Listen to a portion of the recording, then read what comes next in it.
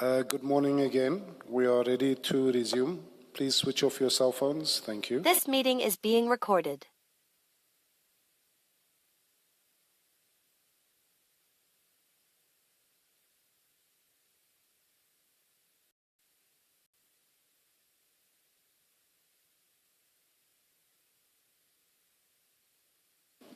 Or before you start, Mr. Chaskelson, it is witness F.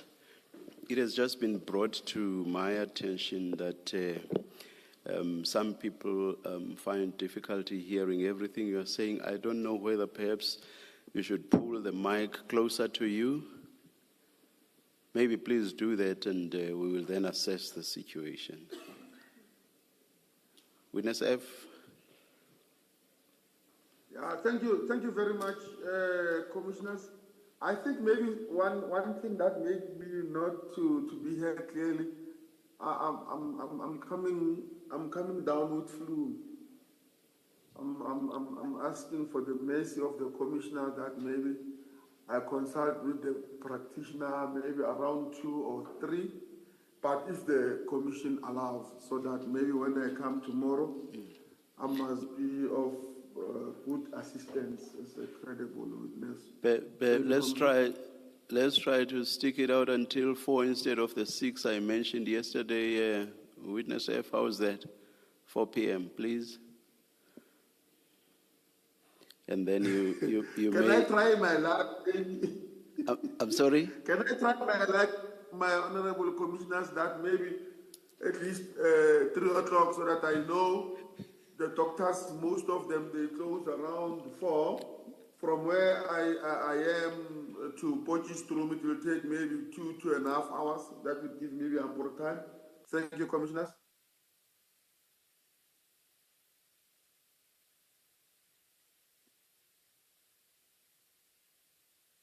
Is that in order, Mr. Chaskelson, Mr. Ngwato? 2:45, Chair. 4. 2:45. I don't think we are going to finish this witness today. I think yes. if he needs to get to a doctor, I think we should accommodate him.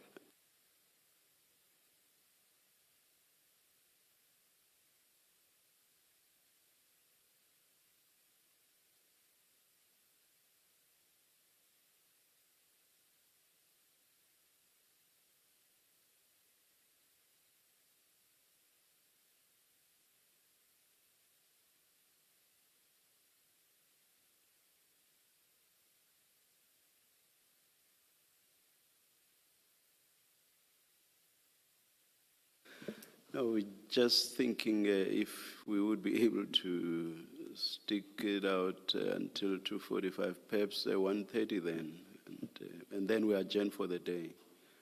Indeed, Chair. I mean, Yes. it makes sense not to take an hour's lunch break and come back for 45 minutes. For 45 minutes. Yeah, Mr. Ngwato will probably say, but I stuck it out for far longer than that.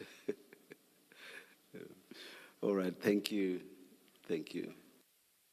I'm talking about yesterday, Mr. Ngwato. Thank you. Yes, Mr. Chaskelson. Witness, if I understood your evidence correctly, and I fear I might be one of the people who hasn't been hearing so well,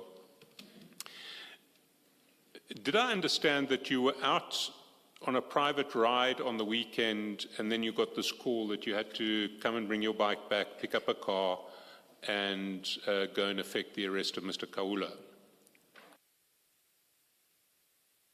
That's correct, Commissioner. Because the date that you sent the warrant of arrest to Mr. Kaula, Mr. Matlala, and now I've lost my place. It was the 21st of October, 2024, on page 53, chat 1. You see that? That's correct. And I've just looked at the calendar on my computer, and the 21st of October 2024 was actually a Monday. So you couldn't have been out on a ride on the weekend, you would have been on duty.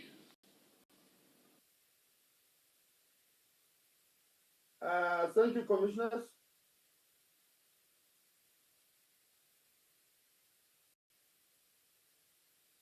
It was on the weekend.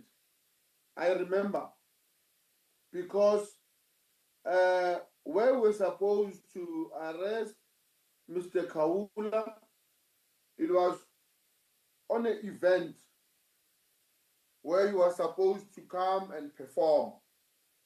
So I still maintain that it was on the weekend.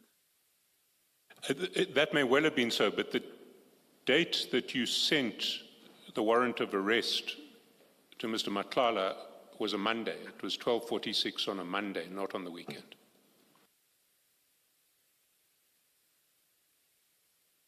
So if indeed you were asked to urgently to cancel your ride and pick up a state car to go and arrest Mr. Kumalo on a weekend,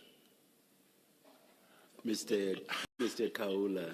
Mr. Kawula, I'm sorry.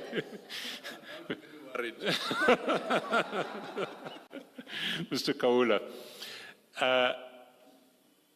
that wasn't the day that you sent the warrant to Mr. Matlala. Okay, can I just confirm with my calendar now? Can I just confirm with my calendar now? So that I must give a clearer explanation with that effect.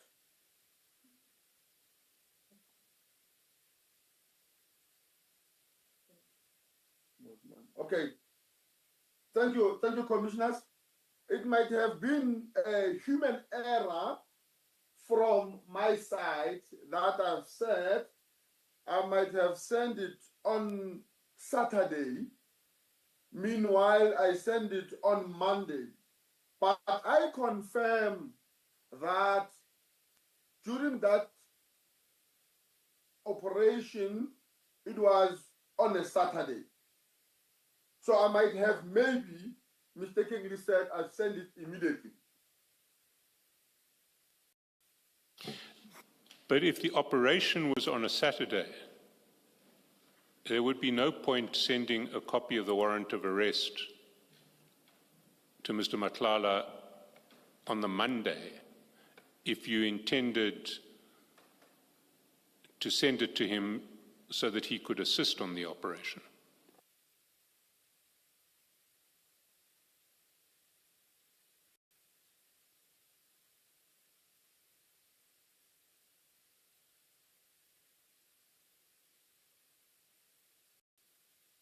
So what I'm putting to you is that your intention in sending the warrant to Mr. Matlala was another intention,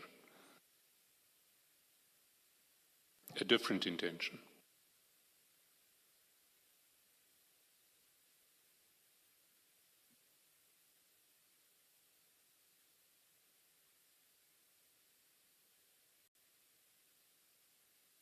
Witness F, are you still with us? If you are, please I'm respond. still with you, Commissioner. Please respond. That's not correct. That's not correct. Witness F, I don't want to take it further. I've put my proposition to you. I would like to take it further. Witness F, you say that you were instructed this is urgent and you need to execute it immediately. So, and you say that you executed this operation it was a weekend and you had to stop what you were doing.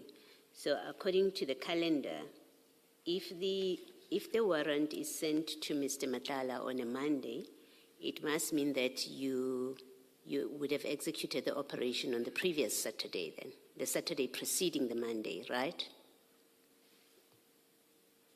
It must be so, if you acted on this urgently. Am I correct? Correct. Yes. So according to the calendar, the Saturday was the 19th, The 20th was the Sunday. You say it was a Saturday when you got this urgent instruction. So what is being put to you is that if you executed the operation on the 19th, but you only sent the warrant to Mr. Matala on the 21st, it could not have been so that he assist you. Because you were going to act on this, you already acted on this on the 19th. That's what is being put to you and suggested, that you would have then sent it on the 21st for a different reason because you've already executed this urgent instruction on the weekend. So when you say that's not correct, when you say that's not correct, can you just explain that? Commissioners, I did not send. Okay, let me explain. One, on that day when the operation was conducted, we did not find Mr. Kaula. Two, I've sent this warrant to Mr. Matala because, according to him, wherever he goes, usually he sees Mr. Kaula. So it was user-friendly for him. When he sees him, he executes the warrant, called the nearest police station, or called me. That was what I was doing. Okay, so when you execute, you say when you executed on the weekend this urgent instruction, you did not find Mr. Kaula on the weekend, on the Saturday. That's correct. Okay, and then, but then at that point you had not informed Mr. Matlala, right?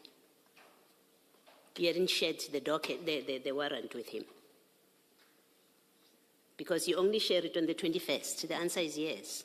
We can see from the WhatsApp messages Yes. that, yes. So you sent it only on the Monday after you failed, according to you, to execute the warrant on the Saturday. When next did you go to execute the warrant, and did you go with Mr. Matlala if you didn't execute it on the 19th? I did not execute the warrant with Mr. Matala. The warrant was executed in KZN by other policemen there. Okay. So Mr. Matlala never got to give you the assistance that you say you were seeking from him in the execution of this warrant? It never happened. That's correct, commissioners. Please. Okay, let me just stop it there. That's correct, Commissioner. Okay. Now, this Sergeant Zungu, it's someone, I think you explained that you know him, I think he's close to you. How did you describe him? Why him?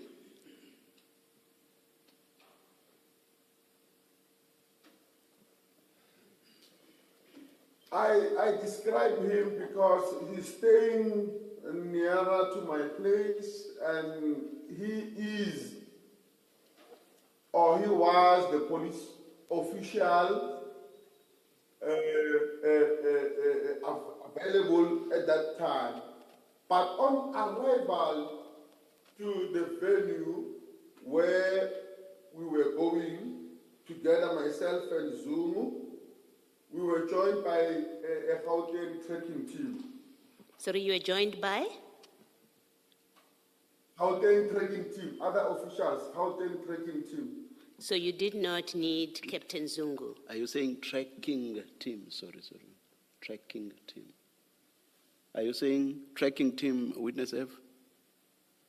That's correct, trekking team. To come to the point of my Honorable Commissioner, I did need Captain Zoom, because at that time, receiving that instruction, I was alone. So there was no way that I could go alone there, because of I did not even know that we will be joined, or I will be joined by the trekking team. So who called the tracking team to come and help you if you did not know that you were going to be assisted by the tracking team? I assumed it was Brigadier Ramango. Who called them to come and assist you?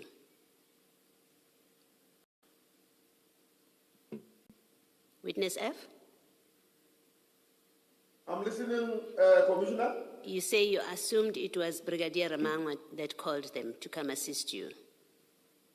That's correct, Commissioner. You have other SEPS members on your telephone. Why didn't you get any one of them who was on duty? Because officers were on duty.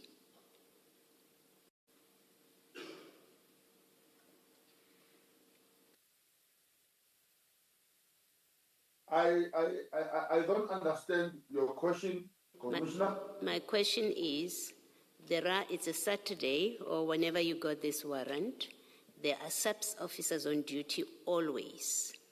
Why did you not call them instead of calling a member of the Hawks to come and assist you?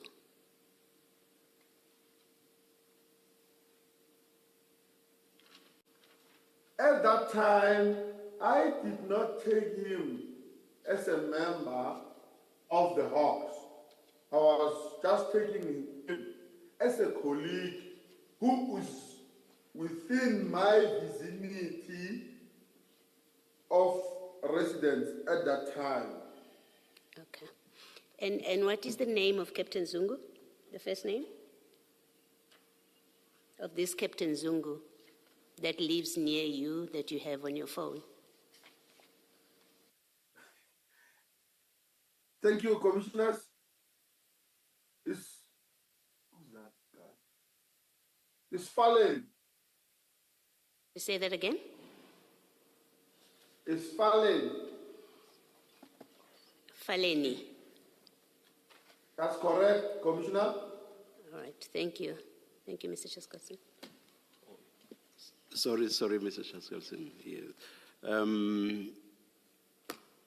Witness F, so it's clear from what you've said thus far that as at Saturday, is it, you already had the warrant in your hand,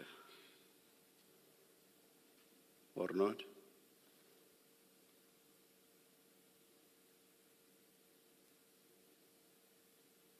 It was sent telephonically to me, Commissioner. On the Saturday.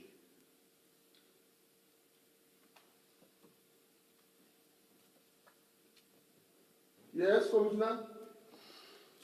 Now I want you to have a look, and the warrant was issued by a magistrate, correct? Yes, Commissioner. And the state at the foot of the warrant would be the stamp of the magistrate's court where the warrant was issued, correct? That's correct. And please read out the date on the date stamp there. It's the 21. Which month and which year? The 10th, 2024. 21 October 2024. And that's the That's date. correct. Yes, and that's the date Mr. Shaskalson said was a Monday, correct? That's correct. So you could not already have had this warrant as at Saturday, correct? That's correct, Commissioners. All right. I will move on and ask this. We have, or rather you had a Hawks officer, you had the Gauteng tracking team. What risk or danger did Mr. Kaula pose? Why did you need all these people to effect an arrest? Thank you, Commissioners. According to me, because I've communicated prior to Brigadier Ramangwa that I don't have manpower or crew at that time. So I assume that he phoned the tracking team because the tracking team was user-friendly to him. Most of the cases he was using the tracking team. So I assume that he sent the tracking team there because according to him, I was going alone because of this is what I said to him, that I don't have any crew. However, when I found Captain Zulu, I did not go back to Brigadier Ramangwa and inform him that I found the crew. All right, So I assume, Oh, please continue, please finish. I assume that he sent that tracking team because he was of the opinion that I was still alone. Well, I will suggest to you that you are being untruthful for two reasons. One, you could not have needed the assistance of Mr. Matlala's entity if there was already someone from the Hawks and also the Gauteng tracking team to assist in effecting the arrest. So it just didn't make sense at all to also require Mr. Matlala's firm or entity to assist you. That's the first reason. The second reason is that this warrant was issued on 21 October 2024. So you did not have it over the weekend when you say you wanted Mr. Matlala to assist you in effecting the arrest. You are simply being untruthful. What's your comment?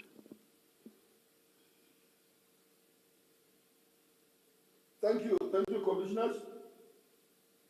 Maybe is the way I put it that makes it sound a bit cocky or skewed, or it might be maybe the language barrier. I'm subjected to be. I don't know how to put it in a better way. I did not send this warrant, Commissioner, to Mr. Matlala to help me on that day. I sent this warrant to Mr. Matlala for him, wherever he sees Mr. Kaula, he must effect the arrest. All right. Assistance, my point still stands, even if the nature of the assistance was what you say it was. My point still stands, especially with regard to the days, the Saturday and the Monday. My point still stands. Do you accept that?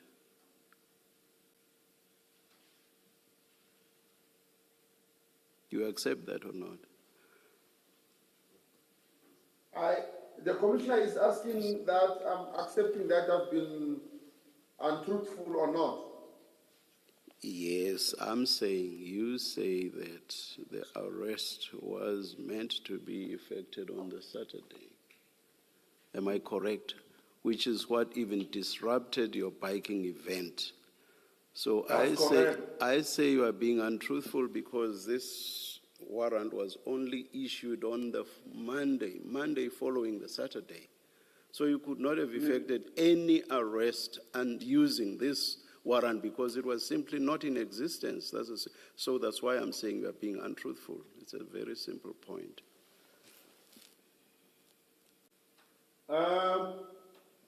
Thank you, commissioners. I'm not trying to hide or waste the commissioner's time. I think when I come across of something of this nature, of this warrant, I'll be in a very clear position to tell you on really what transpired, because I know I came across it in the same fact that is in my position. But I will I'll check and confirm and come back to the commissioner. Not that I'm avoiding the question that is been true, or am I telling the truth or the lie? So can we just reserve it, maybe put it aside for now, then I'll communicate at the later stage when I find something to communicate about that. Yes, Mr. Chairperson. Before you do that, you can just sit on this warrant. Witness F, you say that you send the warrant to Mr. Madlanga so that when he sees Mr. Kaula, he can arrest him because you were told they go to the same places, right? That's correct. All right. Is Mr. Madlanga a peace officer? No, it's not, commissioners.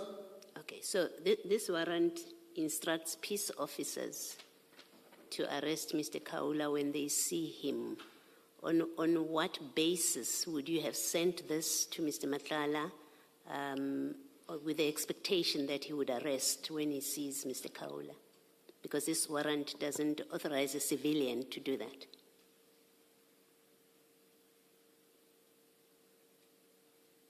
Thank you, commissioners. I'm sending him on the basis of when he sees him, he must just hold him there, a citizen arrest, then call the police and present such warrant to the police that, hey, I've arrested this person, here is the warrant. It was on those bases, commissioners. You accept that this warrant itself, that you send to him so that he arrests him when he sees him, you accept that on the face of it, this warrant does not authorize Mr. Madlanga to arrest Mr. Kaula. And I can read it for you under the second part of it, in the second part of it, with the heading warrant of arrest. It says to all peace officers authorized to execute warrants of arrest. That's what the warrant says on the face of it.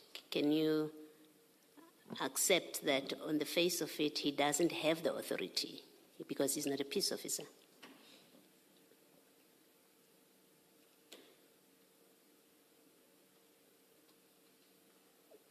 It's really a simple. It's simple what I'm presenting to you. You just need to read the document which is in front of you, and then it says what it says. You can't change that. That's correct, Commissioner. So on the face of this document, he doesn't have the authority. Now, if you were giving him this document to effect an arrest, you were basically asking him to do something that's not authorized by the warrant, and therefore that is unlawful. I tend to differ with the view of the Commissioner. According to my understanding, when the warrant of arrest is being issued, or according to me, a peace officer, it refers to a senior person like a captain or colonel, or that is a peace officer, according to my understanding. So Mr. Madlanga is a peace officer, according to your understanding. I thought we agreed he's not a peace officer.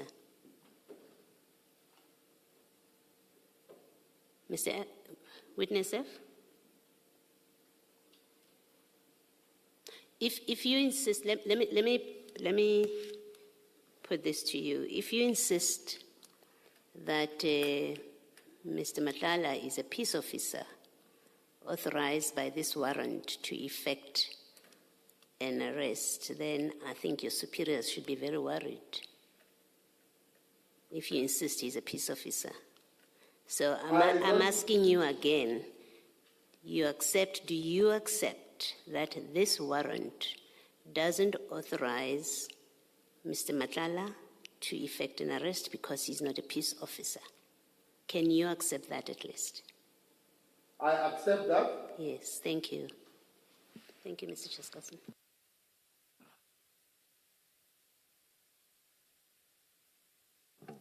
Now, earlier on when you were describing the pressure that you were put under in relation to the execution of this warrant, You mentioned that the Deputy Minister had pressurized General Sabia because the two people who had allegedly been insulted by Musa Kaula were Fikile Mbulula and someone called Z. And you said that you didn't know Z's surname. You recall that? Yes, I recall. Have you ever communicated with Z?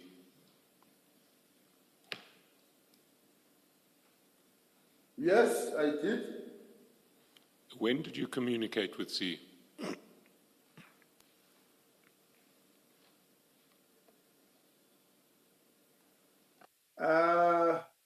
I'm not quite sure, but I do communicate with him. But you don't know his surname. That's correct. Can you give us a general description of who he is so that we can maybe suggest a surname to you? I don't know. I don't know about that. What kind of description does the commission requires? Well, I'm trying to pin down who the Z is who had the political power to to mobilize yourself on a weekend and a hawk to go and arrest Mr. Kaula.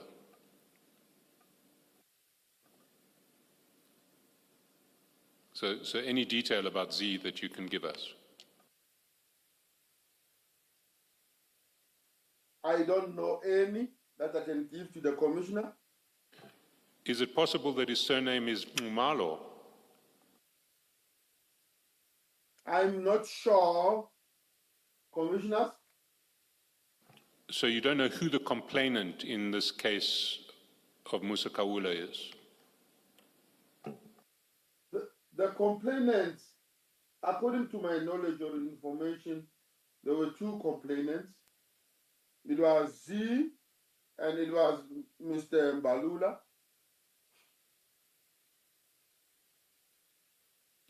And in what context did you speak to Z?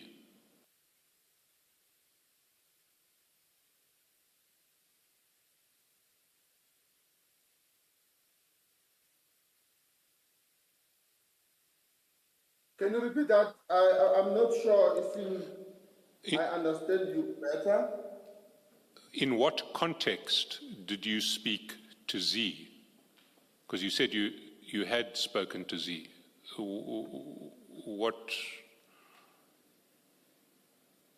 What was the situation that caused you to speak to Z?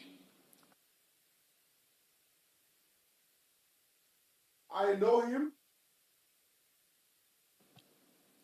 So you know him, but you don't know his... sorry, I apologize. Please continue. It's someone that I know.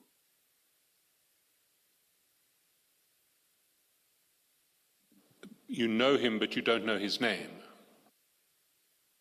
I know him as Z. And how do you know him?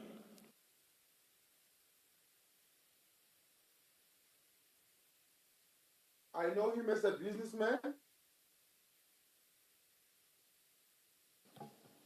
And where did you meet him?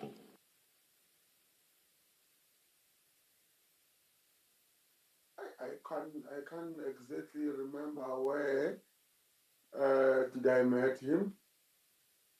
I can't remember. I'm just trying to remember where I met him for the first time. But I can confirm that I know him for quite some time. And the other thing again, he used to come there by the house of Mr. Msibi. Sorry, by the house of Mr.? Msibi.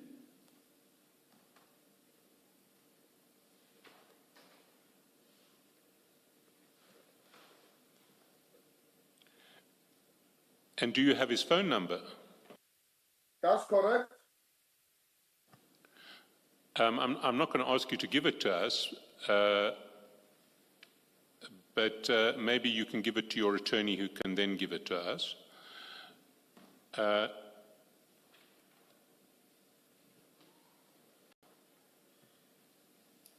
Can I,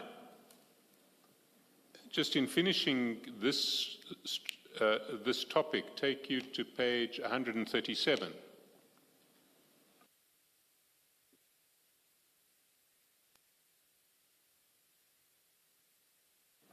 And if you go to 137, you'll see in chat number 4, General Sabia forwards you a message, and the forwarded message is, "Good evening, Brigadier. He's in Santon cells from yesterday." The date is 11th of January 2025. At 21:21:37, and that's followed up by another message that General Sabia sends to you. "This is Musa Kaula. The team has safely detained him in Santon from KZN." And then there's some thank you emojis. So, as you earlier indicated, Mr. Kaula was actually detained in KZN and held, and then brought up to be held in Santon cells. Is that correct? That's correct. And your response to the General is, "Did Z call you? I just spoke to him yesterday and gave him your number." You see that? That's correct. What did you speak to Z about?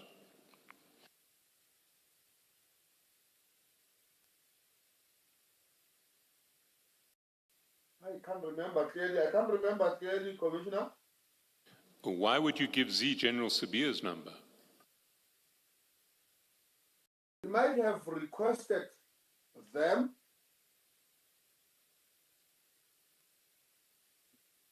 You see, what it looks like to me is that we know from the messages forwarded to you by General Sabia that yesterday, in other words, the 10th of January, was the day Mr. Kaula was arrested.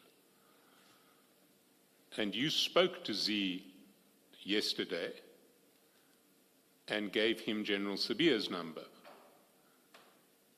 And it looks to me that the most likely reason for speaking to Z on the 10th of January was to inform him that Musa Kaula has now been arrested. And you gave him General Sabia's number so that he could thank General Sabia for arresting the person he wanted arrested. Does that make sense? I can't comment on that, Commissioner. All right. I now propose to move over to a different topic. But before I do, I want to come back to something that I should have taken up with you when we were talking about Mr. Matlala earlier. You mentioned a series of generals who Mr. Matlala would come to meet at police headquarters, or who you saw him coming to meet, and one of them was General Fani. Is that F-A-N-I? I think so, Commissioner. And General Fani is in charge of police procurement, is he not? That's correct. And he sat on the committee that awarded the tender to Mr. Matlala, did he not? That's correct. Thank you. Can we then, staying with the theme of Mr. Matlala, go to page 271 of the bundle?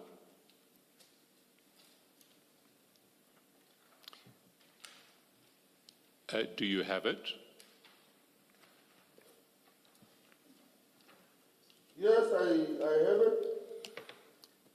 And there at the start of the page, General Sabia forwards to you a message that he has received from a journalist. And the message reads as follows. Hi, General. And sorry, the date is the 22nd of December 2024. The time is 12:50. The message reads, "Hi General, my apologies for the break in protocol and the direct approach, but it is an important matter, and trying to understand which spokesperson is on duty will only serve to delay us. I need to afford you right of response regarding a story which will be published tomorrow. It is based on an urgent court application brought by Vusimuzi Matlala and his company, Cat VIP Protection. Mr. Matlala names you in his court documents specifically that he was questioned on whether or not he knew you. He said he did, and that you gave permission organized that his X-ray machines be stored and used at the SAPS College. Important context is that his company, Medicare 24 Tswani District, recently was awarded a SAPS health services tender. Technically, court documents are protected speech, but I reach out to you anyway to see if you want to respond. Feel free to do so via the spokesperson. I can accommodate this up until 9 p.m. tonight. I'll also send you relevant excerpts of his court documents." So that comes from a journalist looking at the record of what was published when. I suspect that that was Mr. Wicks, Jeff Wicks. I may be wrong. Yes. Oh, it was Jeff Wicks. Is that correct? Commissioner, sorry, can I just get a confirmation of a page? I've got page 281. 271. 271. Now, that is forwarded to you by General Sabia, and he also forwards you the extract from the affidavit which the journalist has sent to him, and that you can find at the annexure bundle, page 133. And this is Mr. Matlala on oath in court, or in court papers.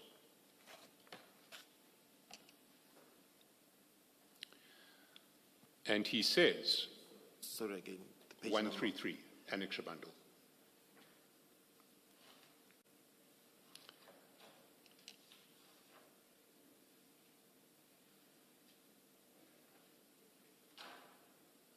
And he says at page 133, "In the bedroom, the police officer started to question me, asking who I knew in the police service, to which I answered that I know a lot of officers as they are my clients. The police officers then asked me if I know General Khan or General Sabia, to which I answered that I know General Sabia, as he gave me permission to use the hospital at SAPS College, Pretoria West, to conduct the medicals of the new recruits." So that was what Mr. Matlala had said in his affidavit. And Mr. Wicks, or we assume it was Mr. Wicks, was asking for your, for General Sabia's comment on that. General Sabia forwards that to you. Why would he forward it to you?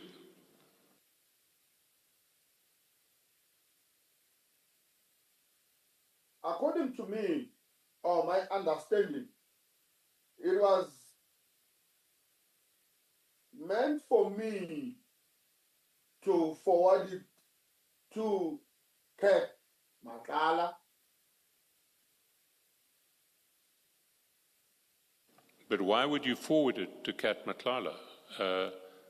General Sabia knew that that was what Cat Matlala had said under oath in court papers. Why would it be necessary to forward it to Cat Matlala? The journalist wasn't asking for Cat Matlala's response, he was asking for General Sabia's response.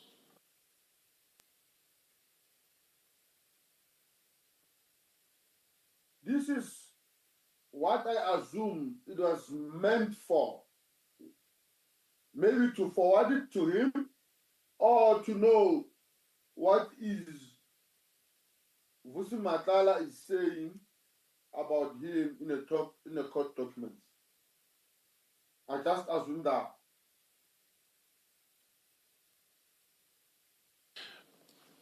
You see, your response to it was to send 3 thinking face emojis back to General Sabia, and that suggests to me that what you were saying is, how are we going to respond to this? How are we going to deal with this?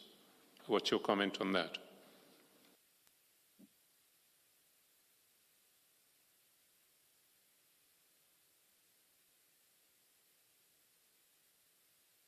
You'll see those thinking face emojis at chat number 3 at 1302. That's correct.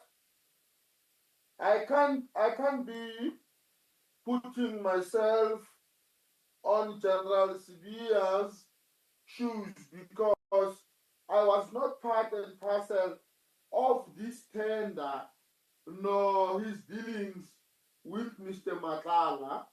Therefore, I cannot say, or in this emojis as they are seen here, showing somebody thinking that how are we going to do with this? No, I was just sending these emojis as they are, but not that I had an interest in this tender. Thank you, Commissioners. Well, let's see how the exchange unfolds. At 13:02, you've sent these 3 thinking face emojis. At 13:12, in chat number 4, you call General Sibia and you have a conversation with him. After you've had that conversation, if you go to page 73,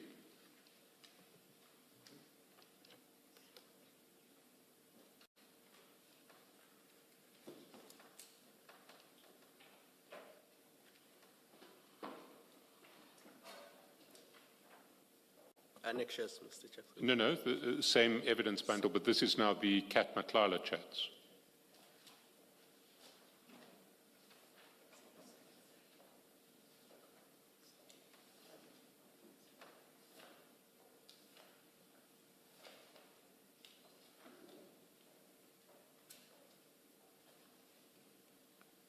Do you see chat number 2? You've had your chat with General Sibia on page 271 at 13:12. What you then do is you call Mr. Matlala at 13:16. You have a conversation with him. Then if you go back to page 271,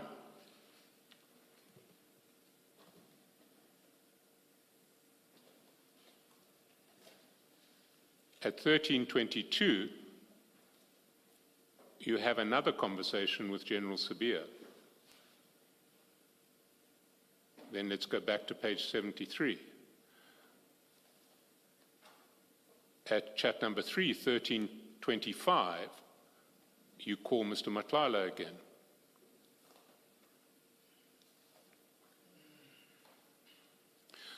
So it seems to me that what's happening is that General Sibia is upset that his name has been mentioned by Kat Matlala because thus far he hasn't wanted it to be public, that he has a relationship with Kat Matlala. And he and you are speaking to Kat Matlala.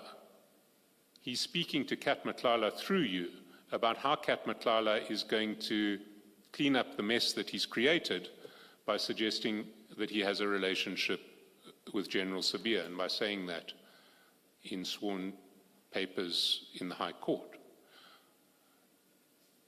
How this proceeds, you've now had the to and fro of calls. 13:12, you call General Sibia. 13:16, you call Kat Matlala. 13:22, you call General Sibia. 13:25, you call Kat Matlala. 13:26, you call General Sibia. That you'll see at page 272. 13:26, chat number 1. And after all of this toing and froing, Mr. Matlala gives you something in writing, which is going to be his first step at fudging the relationship with General Sibia. He says, I wanted to do medicals in Pretoria. Brigadier Bokaba told me to get permission from the National Commissioner, and at the time, General Sibia was the acting National Commissioner. That's 1336. You call him back immediately at 1336, and then again at 1339. That's chats 4 and 6. Sorry, chats 5 and 6.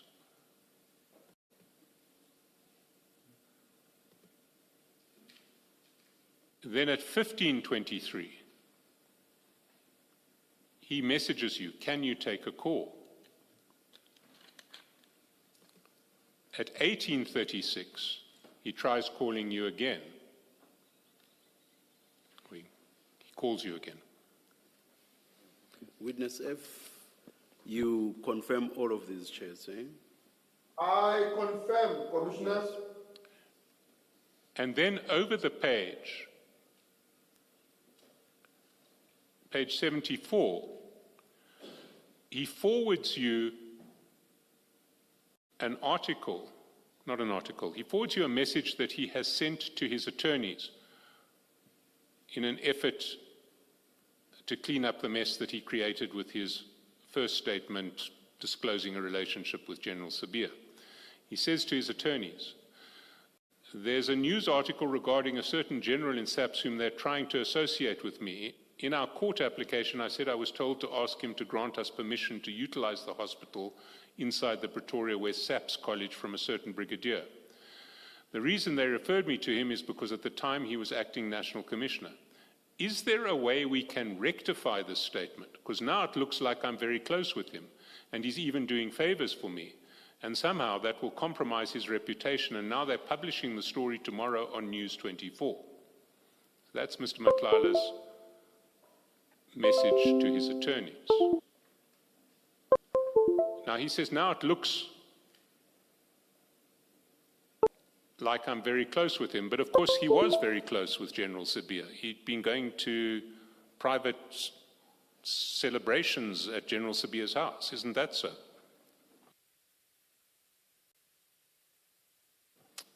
This is the 22nd of December 2024 that he writes this to his attorneys.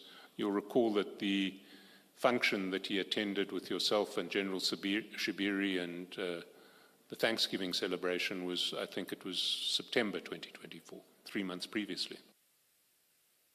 So he was close to General Sabia at this stage, was he not?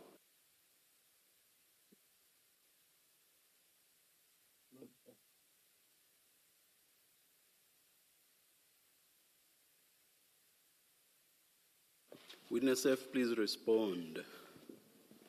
Oh, I thought you was, the Commissioner, I thought the Commissioner was still releasing evidence. No, what? Yes, I confirm all the charge. You say you confirm all this? I didn't quite get you. The question was, do you accept that as at the time of this chat number 1 at page 74, Mr. Matala was quite close to General Sabia, and Mr. Chaskalson wanted you to confirm that? Confirm? And the following chat is a chat that he sends to you to explain the previous stat. He says, please forward this to him. I asked my lawyers to rectify that mistake. So he's explaining that this previous message was a message to his lawyers. He's asking them to rectify the mistake that creates the impression that he and General Sabia is close, which he doesn't want the world to know, even though it's true.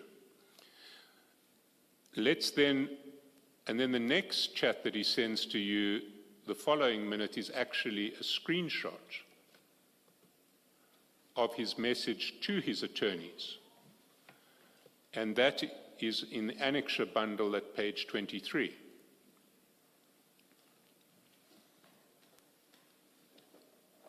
And the attorney, if we go to annexure bundle 23,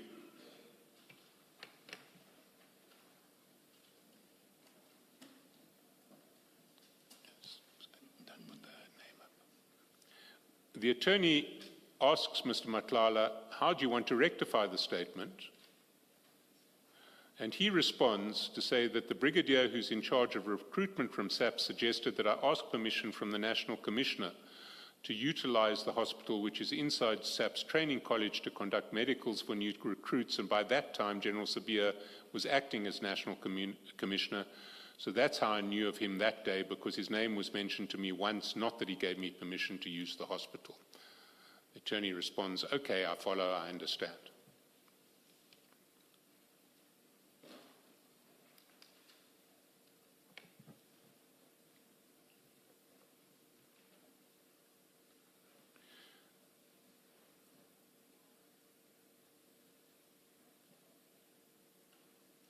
Then, Kat says, well, Mr. Matlala says in chat 4, immediately after sending the screenshot of his conversation with his attorney, please show him. In other words, please show General Sabir. And if we go to 272,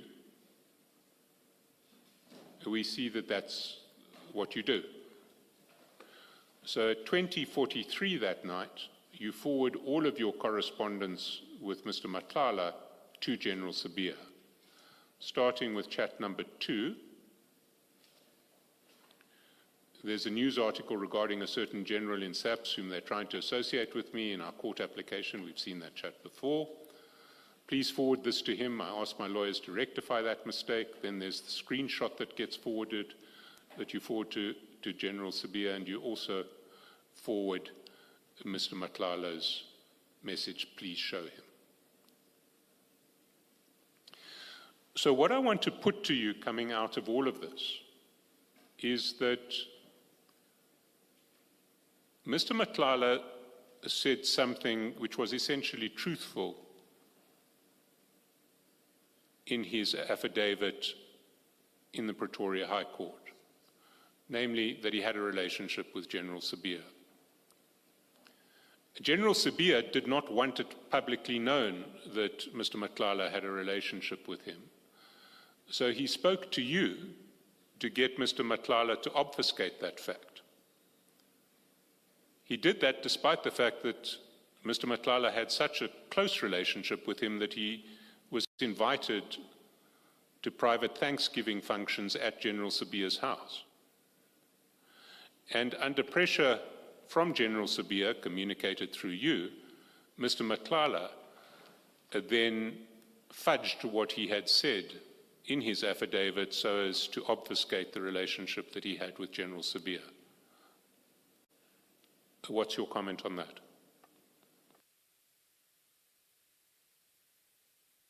I agree. Can we then go back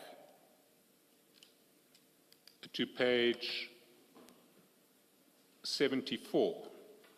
Because what we then see is Mr. Matlala's follow-up. The very next day, and indeed the next message that he sends to you is chat number 5. And he says, please send picture of the card back and front. That's at 1811. At 1839, there is a call from Mr. Matlala to you, and over the page, chat number 1 on page 75, there's a call back from you.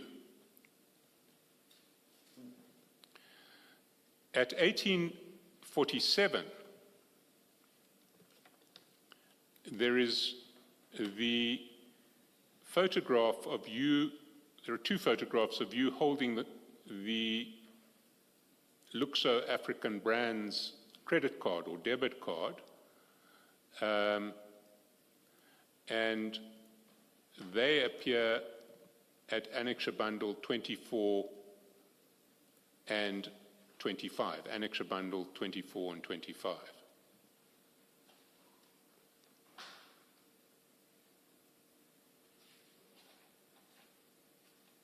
Do you see them at Annexure Bundle 24 and 25?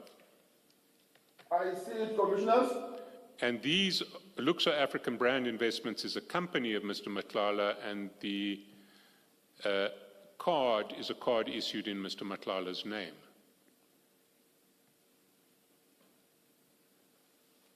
That's correct, Commissioners. and he wants a picture of you holding the card front and back, the front and back of the card.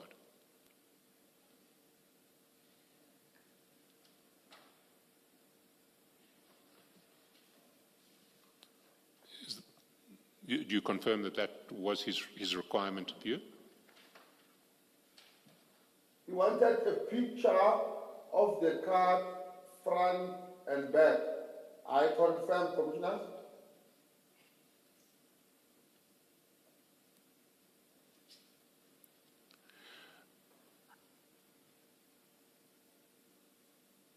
Can we see how you dealt with this in your witness statement? And for that, we need to go to the statement bundle, page 1.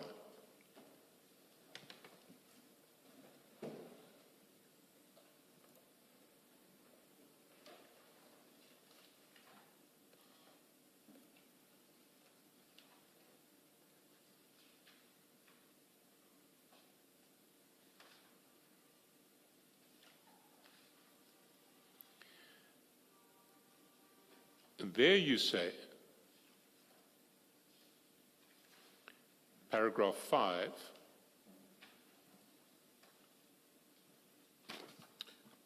Sorry, you said page 1.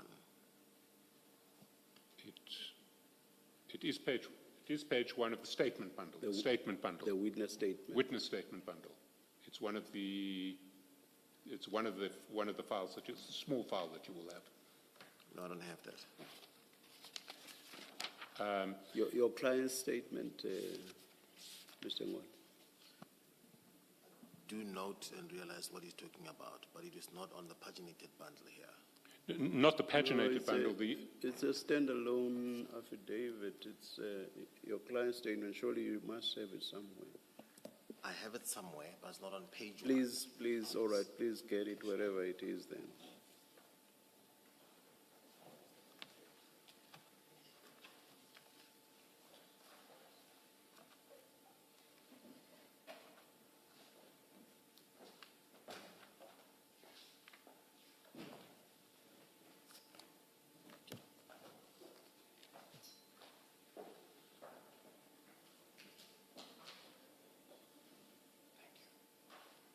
Thank you, Commissioner. I have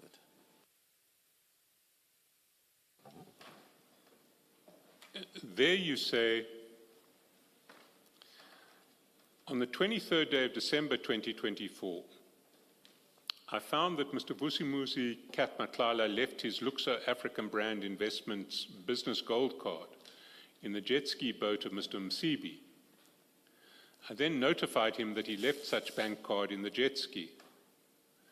The only time I used the above averred card was when Mr. Vusimuzi Matlala requested me to use the said bank card to withdraw money to use to purchase the material to refurbish his boat and jet ski. I also bought the jet ski service kit through it on his request. That was done before the 23rd December 2024. Can't recall the dates on which such transactions were made. Is there anything you want to add to that at this point? That was what you put in your witness statement?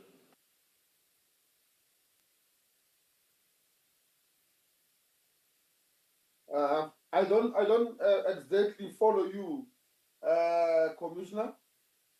Well, let me ask a couple of questions then. What refurbishment did Mr. Matlala need for his boat and his jet ski? What was the refurbishment that was necessary? A jet ski cover, the seats, and some rubbers underneath the hull. Of the jet ski?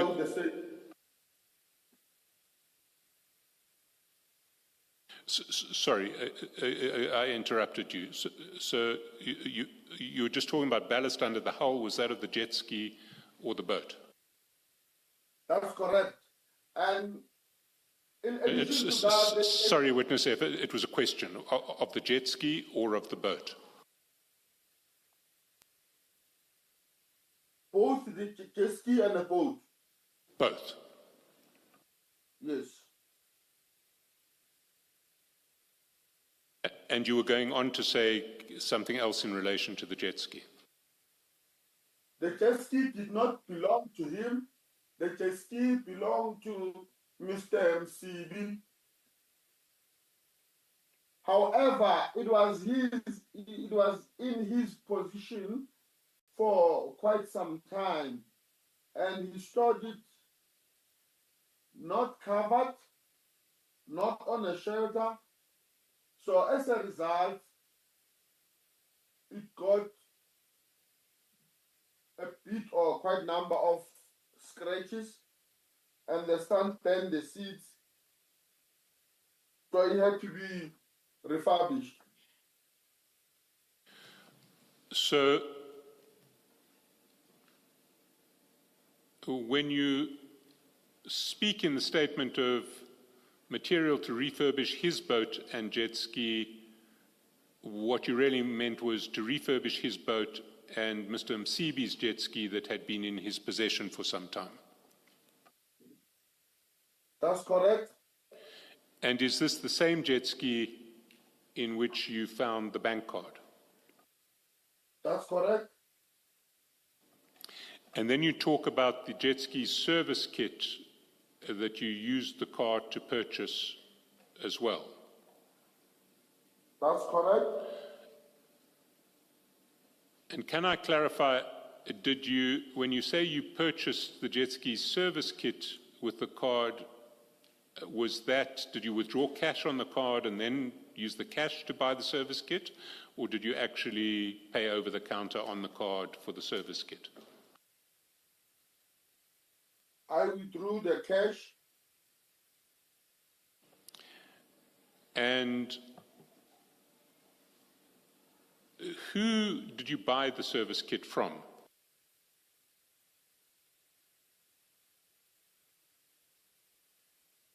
In Marine and Hub, RTBS, the boat shop. And are they based in Hartbeespoort? That's correct, Commissioners. And the material that you needed, the ballast and the like, for refurbishing his boat, where did you buy that? In Maraba Stad, where they are selling things for carpentry and leathers.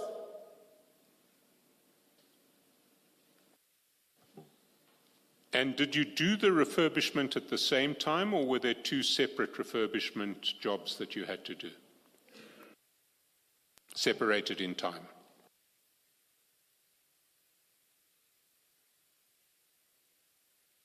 Thank you, Commissioners. I think they were separated. So at one stage you had to, Mr. Matlala asked you to refurbish his boat, and at another stage he asked you to refurbish Mr. Msibi's jet ski that he had in his possession. Yes, and at one stage I had to buy batteries for both boat and jet ski because of they've been standing for quite some time. As a result, the batteries got flat. And the batteries, where would you have bought the batteries from? I bought the batteries from a bikers rally in Polokwane. The reason being, not per se, the reason being a jet ski battery is the same as a bike battery. The sizes are the same. So I bought that when I was at the rally. And would that have been paid for in cash? Or would you have That's used... correct. And would you have used the bank card to draw the cash in Polokwane? That's correct.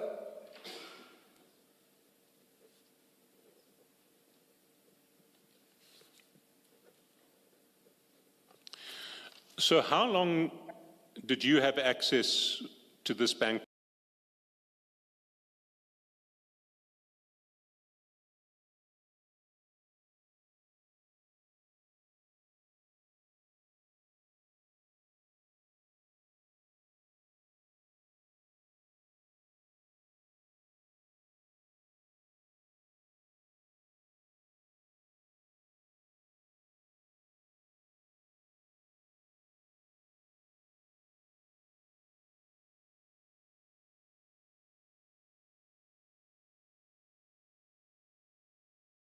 Card for?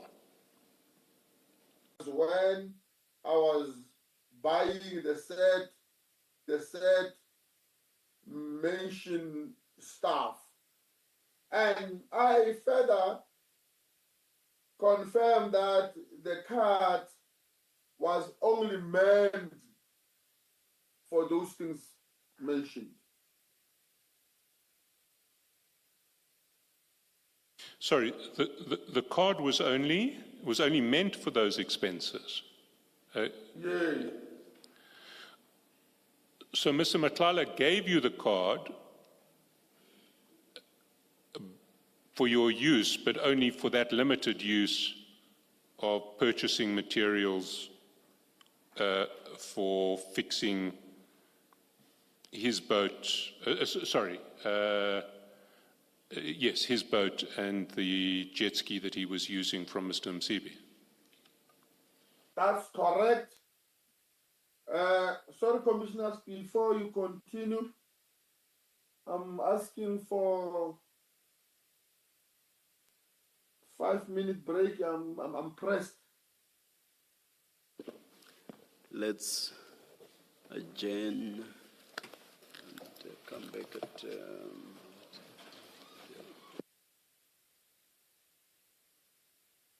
The recording has stopped.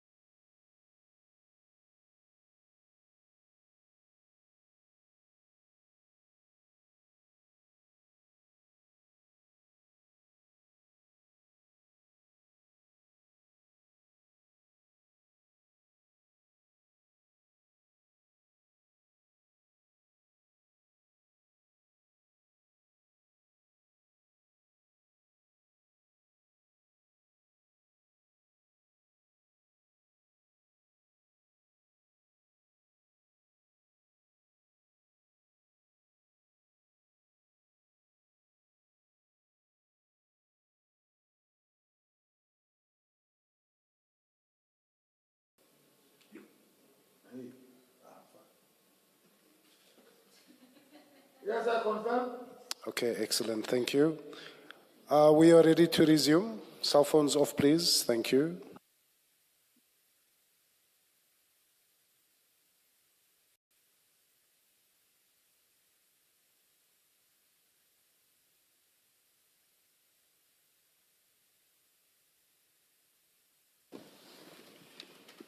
Yes, Mr. Chairperson.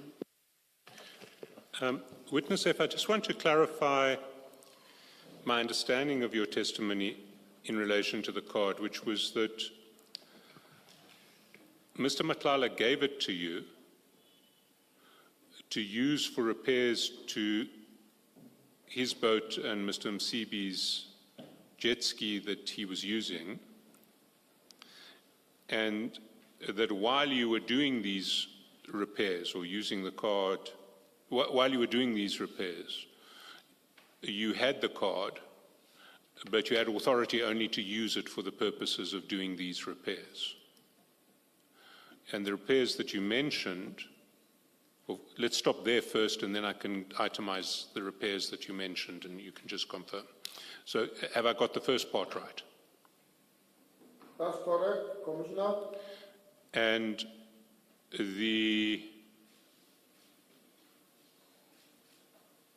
repairs that you mentioned involve purchases at Marina Toll in Hartbeespoort,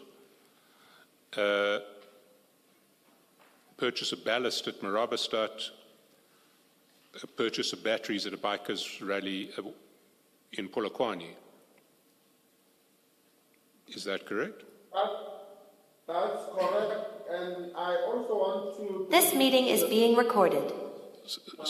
Sorry, witness, if you're drowned out by a recording message, can you just repeat that? You're saying you also want to? I want to make it to the Commission's attention that it was not the first time I did not do what I've mentioned at the same time. I did it on different dates and months. So, in other words, it was not for the first time having that card in my position. Thank you, Commissioner. Sorry, I just need to clarify again. Are you saying that at some time before you did these repairs, you'd also had the card in your possession? I'm saying these repairs were not done at the same time. The boat was done on a different time. The jet ski was done on a different time.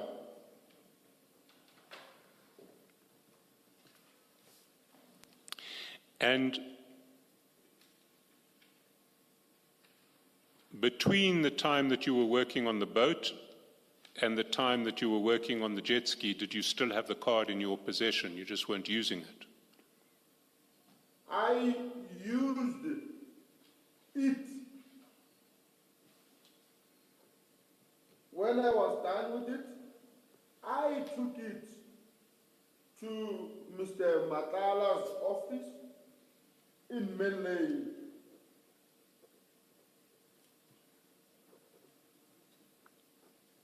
I'm not sure that that answers the question, does it? I think, please, maybe clarify that. You used it, so okay. which repairs were done first, the boat or the jet ski? The jet ski, right? And then I took it back, and then I took it again to do the boat. Now, when it was in my position, it was from the jet ski that Mr. Matala was using prior, before it came to my position. Sorry, again, it may be a problem with the audio, possibly with my hearing, but I didn't hear that properly. You said when. Can you just repeat that, because I'm not sure I heard it. Okay. As you see the card here in the photos, right, Commissioners? Thank you. Yes, we see it in the photos. Yes, that's in December 2024. It was not when I was refurbishing the jet ski nor the boat. It was when now this card was left in the box of the jet ski that Mr. Matala was using, the same jet ski. So he left this card there. So when I went, okay, let me just leave it there for now and wait for the commission to follow up with another question so that I must not mix. Thank you, Commissioner. So the December photos you're saying relate to a situation where do not relate to the repairs. It wasn't a period when you were doing repairs. It was an occasion where you found the card in the box in the jet ski.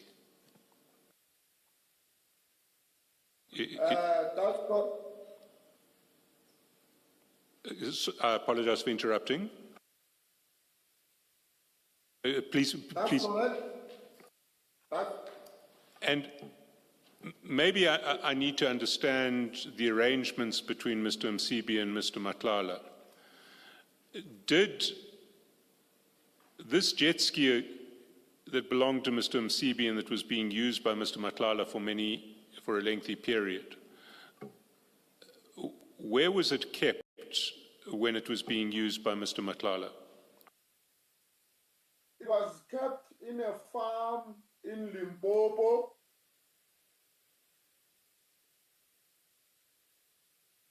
And was that Mr. Matlala's farm?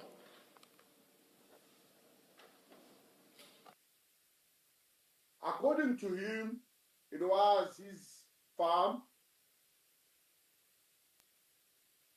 But I can't be sure about that because I've never seen the title deed as in who does the farm belong to. But according to Mr. Matala, it was his farm. And do you know who the farm manager was at that farm? I did not know.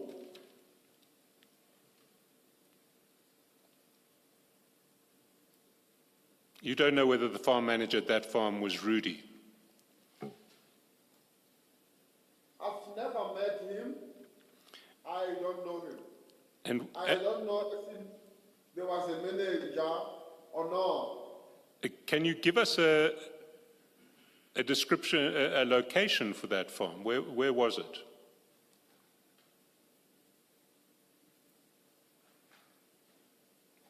Limpopo is quite a big area. Where in Limpopo is this farm?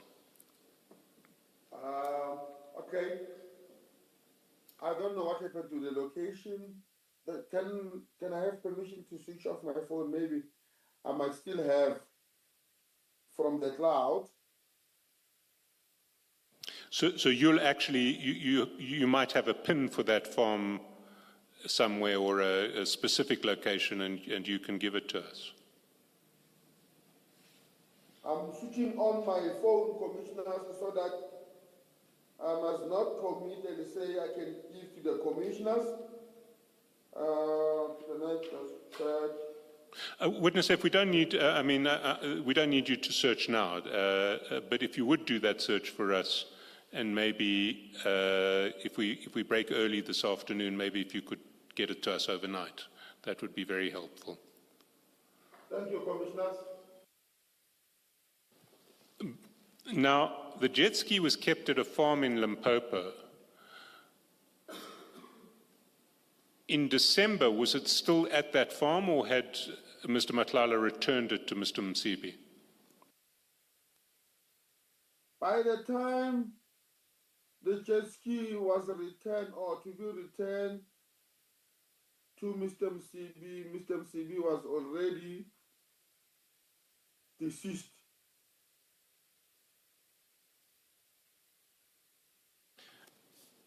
And what was the date of Mr. Msibi's death? 2024, January, day 13, if I'm not mistaken.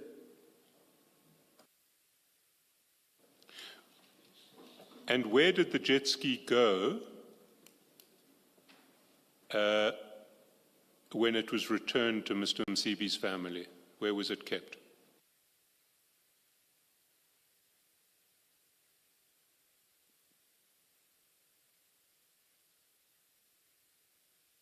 At the farm. A different... That belongs to TV. And where is that farm? Amaskral.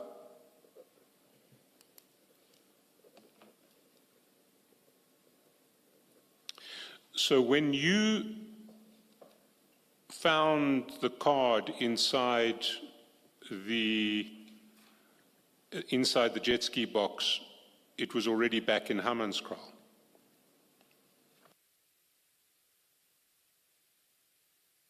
That's correct. And when was that card returned to Hammanskraal? How long after the death of Mr. Msibi, do you recall? Can you repeat that question, Commissioner? How long after the death of Mr. Msibi did the jet ski come back?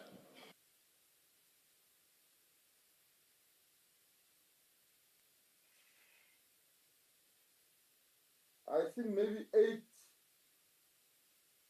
or 6 months. I can't be sure about the exact month.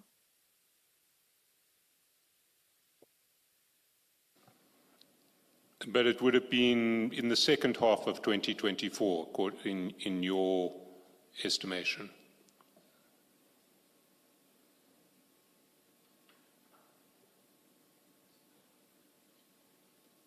Is that correct? I'm not sure about that. It might have been in the first half of 2024, are you saying? Yes, I confirm that.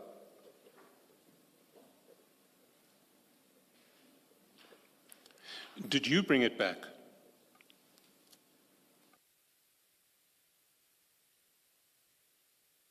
The card. No, not the card, the jet ski. Yes, I brought it back.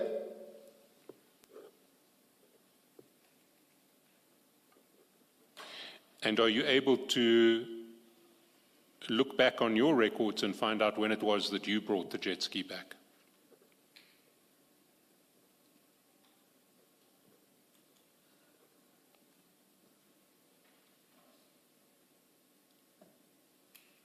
I'm not sure if I'm following you, Commissioner. Would you be able, would there be messages to the late Mr. Msibi's family about you recovering coming to bring the jet ski back, or message to Mr. Matlala about you bringing the jet ski back?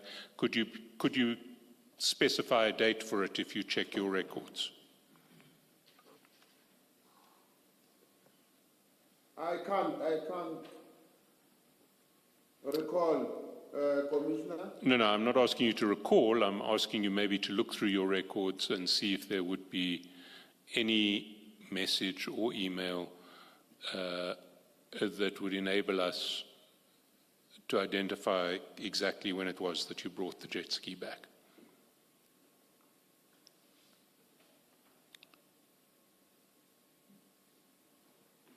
Would you try to do that this afternoon? And again, if you have any luck, let us know overnight. If we, maybe after you have done that exercise, we can come back to the topic of the card.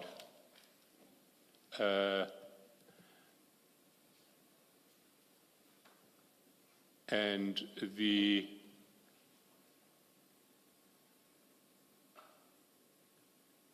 I'd like, if possible, to get the location of the farm where the jet ski was, and maybe to find out if you are able to tell us when exactly it was that the jet ski came home, before we continue on this topic.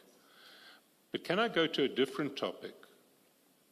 Before you do that, Mr. Chairperson, Witness F, this farm, you say you went and collected the jet ski in order to deliver it to Mr. Msibi's family in Hammanskraal. Is that correct?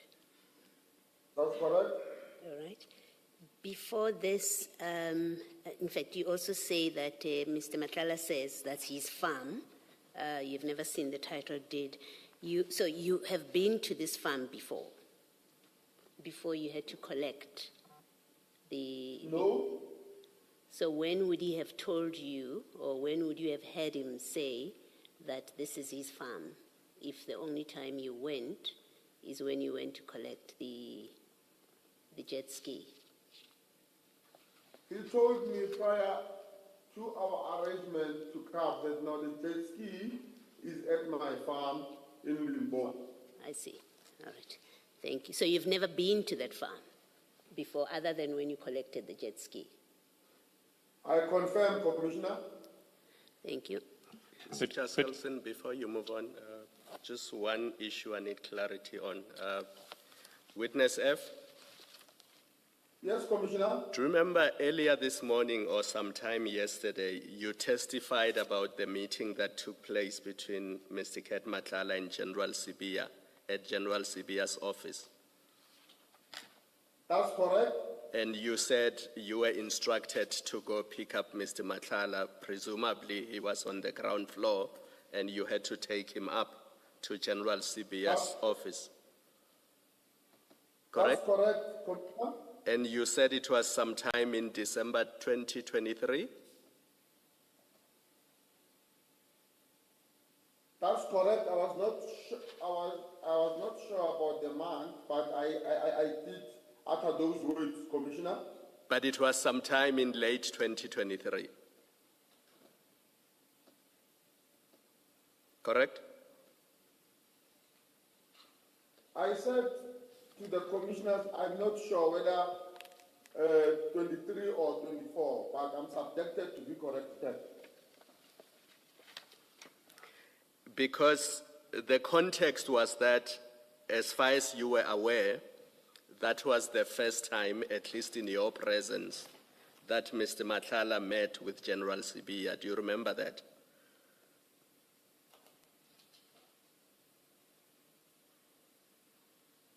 I'm trying to rethink, Commissioners. No, this is important, Witness F, because you were asked when Mr. Matlala met General Sibia, and you said you had known Mr. Matlala for many years, but in your presence, the first time the two of them met was when Mr. Matlala came to the offices in late 2023 to complain about his contract. I confirm, Yes. but I don't confirm exactly the month, but I do confirm what I said yesterday, Commissioners. Yes, because there's a lot of inconsistencies in your statement, or at least in your evidence, because we know that in March of 2024,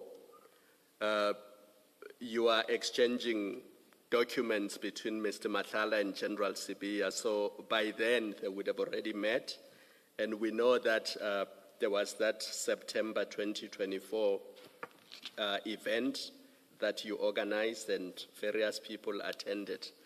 But you then said the purpose of the meeting, the meeting which in your evidence you said happened in late 2023 was that Mr. Matlala wanted to complain to General Sibia about his contract. Do you remember that?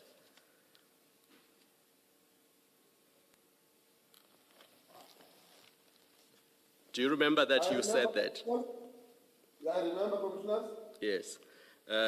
But I have just checked, and as far as I can tell, the SAPS Health Risk Management tender was only advertised in January 2024, and it was awarded in June, on the 14th of June 2024. So it is not probable that when Mr. Matlala and Mr. General Sibia met in late 2023 or even early 2024, it could have been to discuss Mr. Matlala's issues with this contract, because this contract was only awarded to Mr. Matlala's company in June 2024. Do you want to comment? Yes, I do want to comment, Commissioner. It might have been a human error, as in I said, I'm not sure exactly when, but if you allow me now, I've got another statement that I've made prior to this statement, then I can refer to as exact date that Mr. Madlanga came to. What is that date? Do you have it in front of you? I'm switching on my phone now, Commissioners. Is it possible, I don't want to waste time, Witness F. Is it possible that you can check it and then come back to it even tomorrow?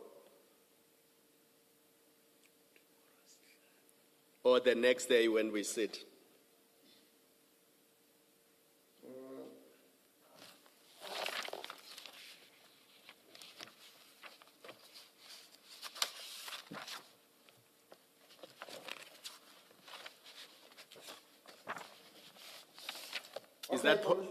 Is that possible, Witness F?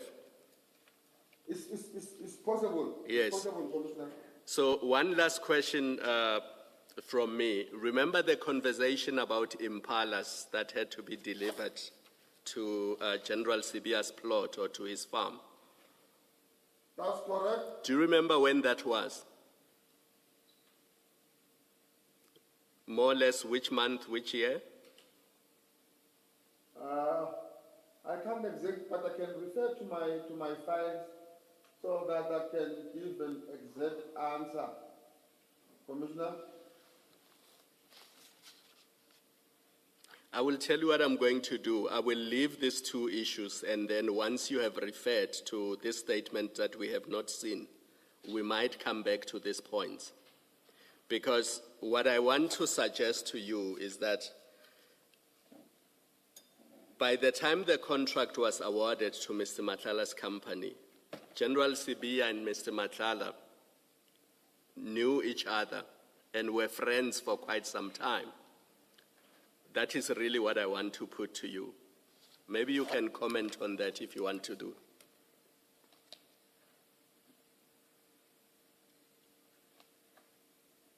I would not admit nor deny. Maybe it might be an error from my side, as in maybe I've backwarded the date when Mr. Matlala had come to the head office for the first time, where I was available. All right, I'm going to leave it there. Okay, thank you, Commissioner.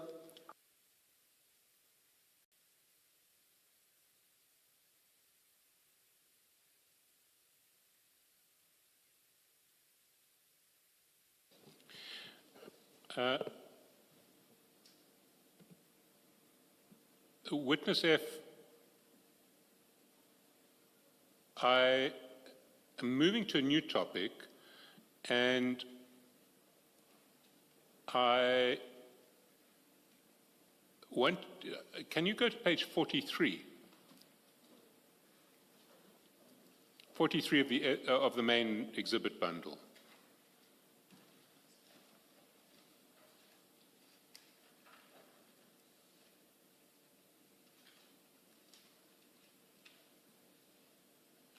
in page 43, Commissioners.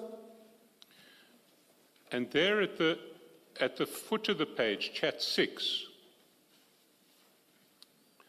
you send Mr. Matlala a picture of a motorbike, and above you say, for your convoy, then we add lights and sirens. Do you want to explain what that chat was about? Yes, I can explain that, Commissioners. Thank you. As Mr. Matala is also a biker, he once told me, or he told me prior, that he is looking for bikes to join on his convoy. I then sent him a picture of a motorbike from a security company in Boksburg that was installing security lights and sirens for the security company on the motorbike, and forwarded to Mr. Matala.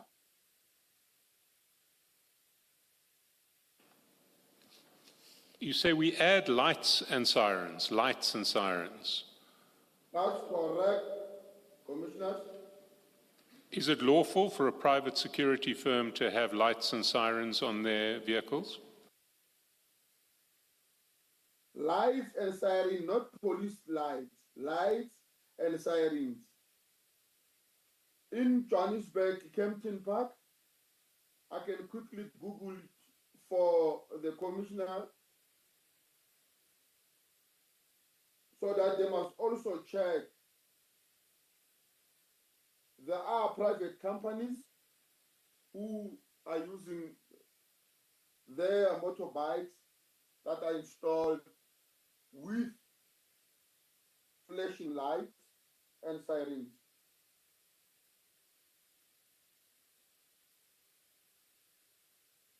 Were you aware at that stage that there was a controversy around Mr. Matlala and his convoys and the use of blue lights to take his children to school and the like? I was not aware at that particular time. Neither did I know that Mr. Matala had any pending case against him. The only thing that I knew then was Mr. Matala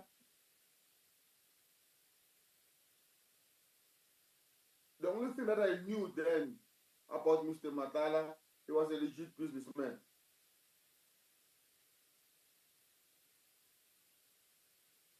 You see, I want to put it to you that that answer is incorrect. If you go to your chats with Mr. Msibi on page 665,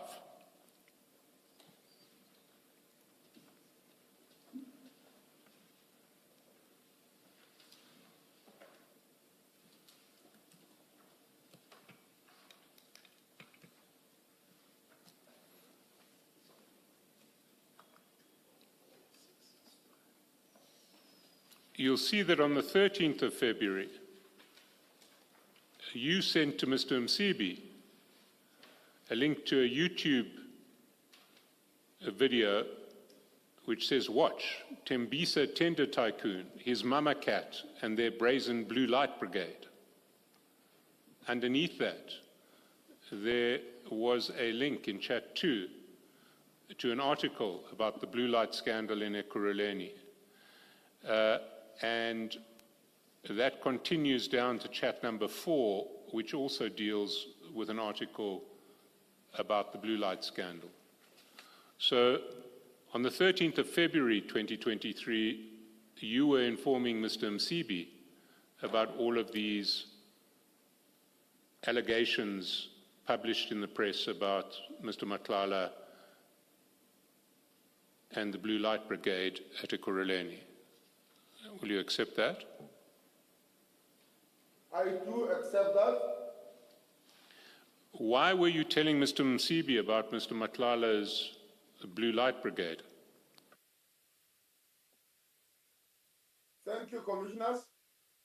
The reason I was telling Mr. Msibi about the Blue Light Brigade and the scandal of Tembisa, number one, it was because Mr. Matlala at that particular time was a head of security to Mr. Msibi. His vehicles. That was in February 2023. Mr. Matlala was the head of security for Mr. Msibi. That's correct. That is the reason here, Commissioners. If maybe the Commissioner can give me a chance to explain, maybe give a sense to the Commissioners, the reasons thereof, why did I send specifically to Mr. Msibi? Oh, just a minute. Was he head of security or was he providing security? What, can you please explain to Mr. Msibi? He was providing security to Mr. Msibi. Please continue, Mr. Shaskalson. So you were telling Mr. Msibi that there is the scandal about your head of security, that he is putting blue lights unlawfully on his cars, on his fleet, and using blue lights to take his children to school and the like. Is that what was happening? That's correct. So in October 2023, 8 months later,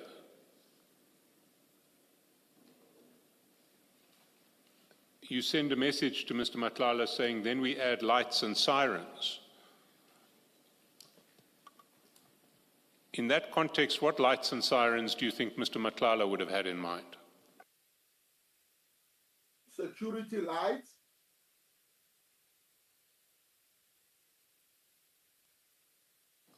Witness F, what is security lights? According to you and Mr. Matlala. According to me, security lights is those halogen lights. The white one. Usually security cars, the branded one, they put them on top of the car, on the grills of the vehicle, or on a dashboard.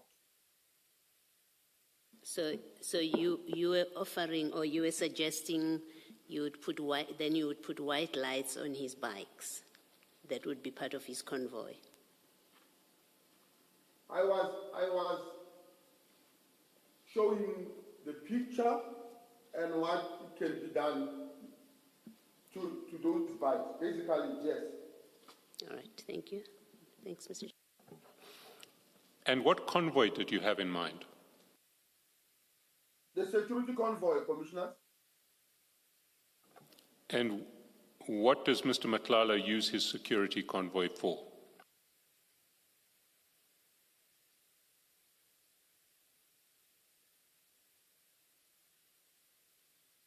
Close protection, as he was providing it to Mr. Msibi.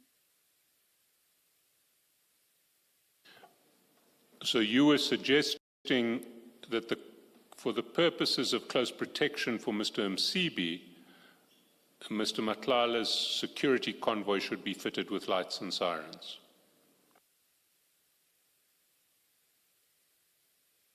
Not specifically for Mr. Msibi, but for his own company benefit, to put, when he has bikes, to put those lights and sirens, security lights and sirens.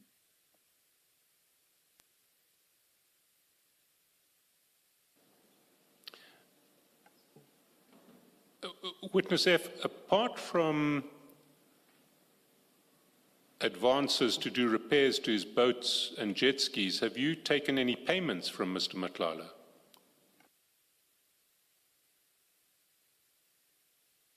Can you repeat that, Commissioners? Apart from advances in relation to repairs of his boat and his jet ski, or the jet ski that he was using, have you taken payments from Mr. Madlanga?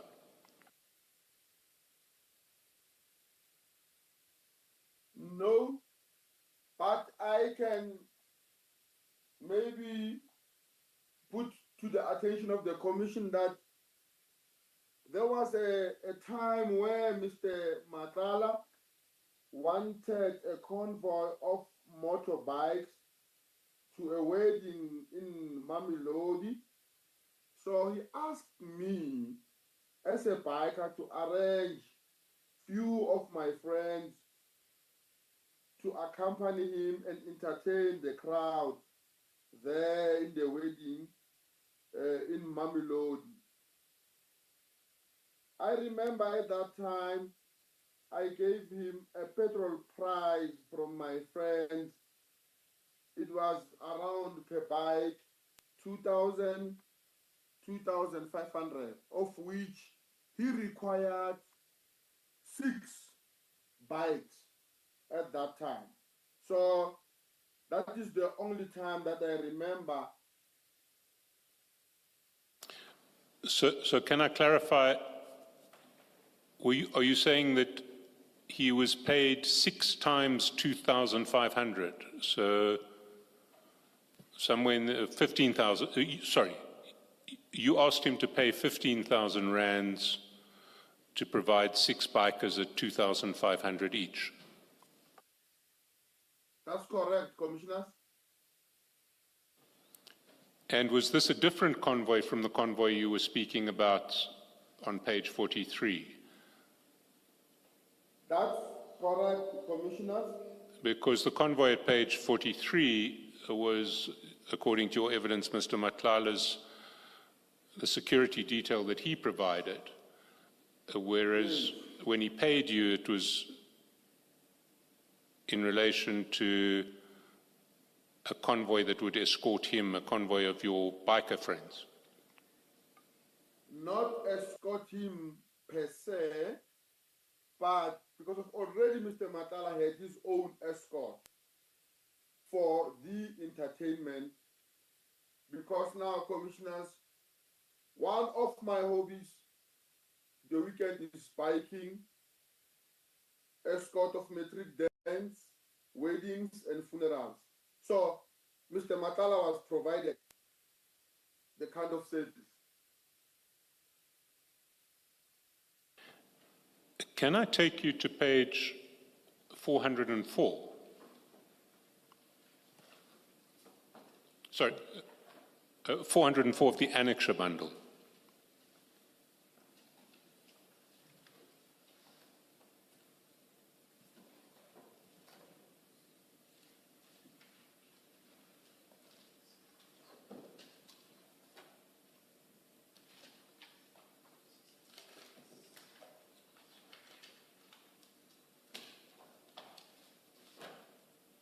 I'm in 404, Commissioners.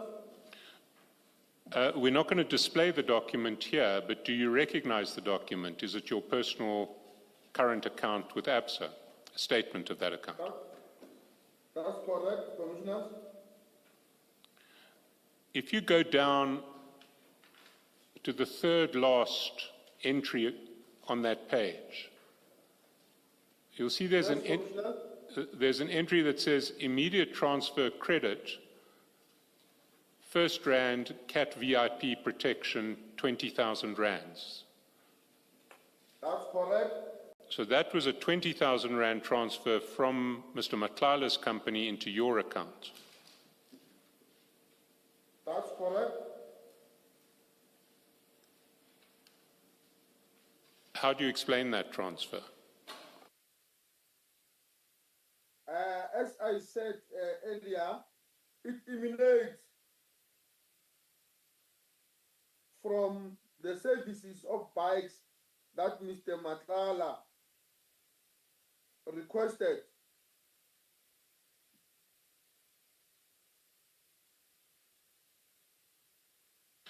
Mr. Caskelson, sorry, just so that we get this right. Page number? 404 of the annexure bundle. 404.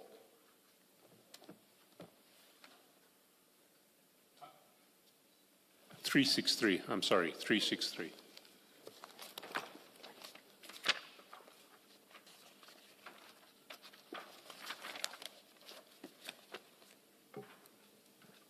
Yes, got it. Thank you. Apologies. Sorry, witness F, I referred you to the wrong page, but you see the 20,000 Rand payment from CAT VIP at the foot of page 363, third from the bottom. And you say this is for the bikers that you arranged for entertainment at a wedding at the instance of Mr. Matlala. That's correct. But when we earlier spoke about those bikers, we discussed it and you said 6 bikers, 2,500 each, 15,000 rands. This is for 20,000 rands. That's correct, commissioners. I do confirm that on that particular payment or day, he requested the service of the bikes. I gave him the quotation of 2,000 that I've mentioned, 2,500 that I've mentioned. So how did you get a transfer of 20,000 when you had quoted 2,500 per biker and 6 bikers? This is what he transferred to my account, commissioners, besides of what I have charged him. So he essentially made a payment of 5,000 to you above the payment to the bikers.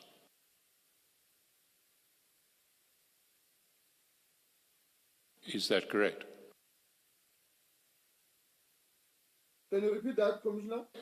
So I'm saying, I'm putting to you that aside from the payment for the bikers, he also made a payment of 5,000 rands to you. I deny that. Well, did you pay him back 5,000 rands? Did you call him up and say, well, you've overpaid me? It was only 6 bikers at 2,500 each. That's 15,000 rands, but 20,000 rands has been transferred. I owe you 5,000. I did not give it back to him, reason being, according to him, the performance was stunning. As a result, he was thanking the bikers. Actually, according to my understanding, he was giving the bonuses in appreciation, the token of appreciation that other than what you've charged me, the performance was stunning. This is what he paid.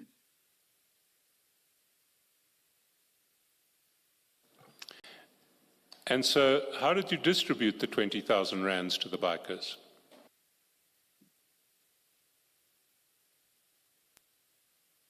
According to their numbers, Commissioner, So everyone got 2,500, which would have left 5,000 rands. What happened to that 5,000 rands? I distributed it amongst the bikers who were there, commissioners.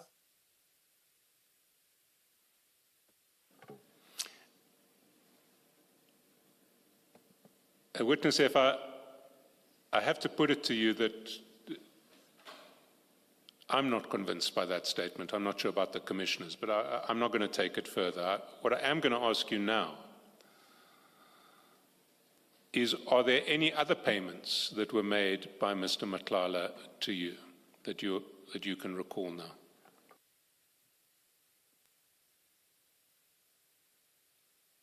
Thank you, commissioners. I'm not sure, but according to me, for now, I can only remember this one. Because why I could remember, it was around 2023, 2022, where Mr. Msibi was still alive, where I was communicating more with Mr. Madlanga. Thereof, you might have sent something to my account, or I can't really remember, because as a service provider to Mr. Msibi, and I was staying there, we will communicate more. So for now, I can't quite remember. Well, before we leave this payment, can we go back to where we started, which was the convoy with lights and sirens on the 27th of October? Sorry, before you do that, Mr. Chairperson. Witness F, you may not remember the dates, how many times, but surely you would remember that Mr. Matlala has paid you more than once. You should be able to remember that. You are close to him. You had these many dealings with him. You must be, and you're providing services to him, fixing his boats and doing all sorts of things. You must remember that you've received more than one payment from him.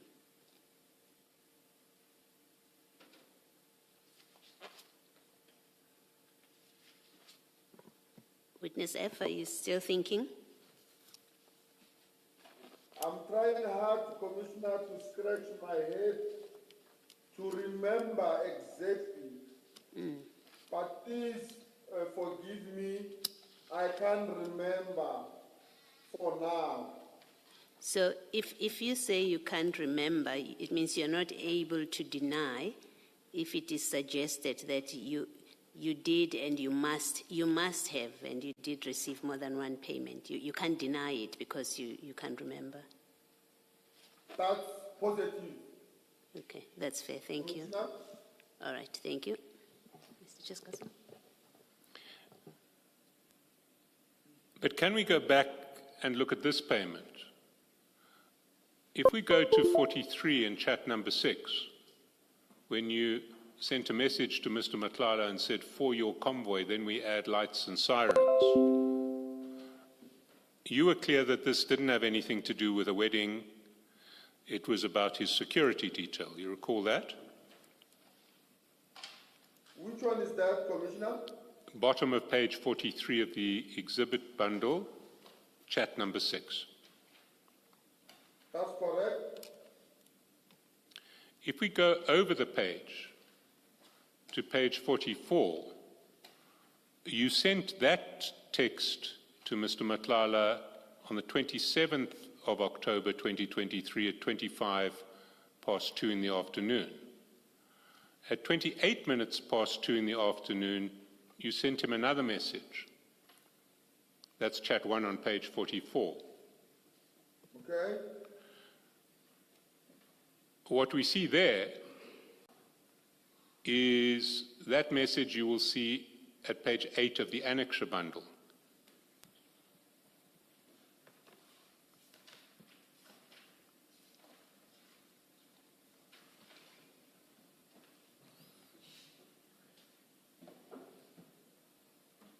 Is it 08?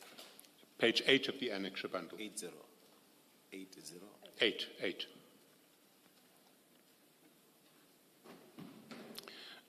What you sent, Mr. Matlala, was the account number of your ABSA current account. You confirm that? That's correct, Commissioner. And then if we go back to the bank statement that we saw on page 363 of the annexure bundle, we see that that payment that Mr. Matlala made of 20,000 rands to you was made on the exact same day, 27 October 2023. That's correct, Commissioner. So it seems to me that when Mr. Matlala paid you 20,000 rands on the 27th of October 2023, it was a reward for your role in arranging lights and sirens for his convoy. And it had nothing to do with a wedding and a convoy of bikers to provide entertainment.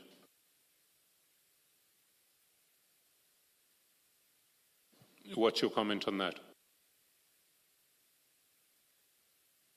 Can you repeat that, Commissioner, so that I must give you a clear answer?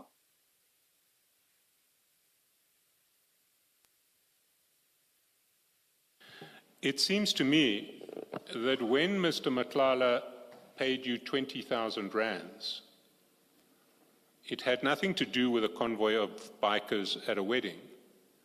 It was a payment as a reward for arranging lights and sirens for his convoy. That's not correct. Was it a coincidence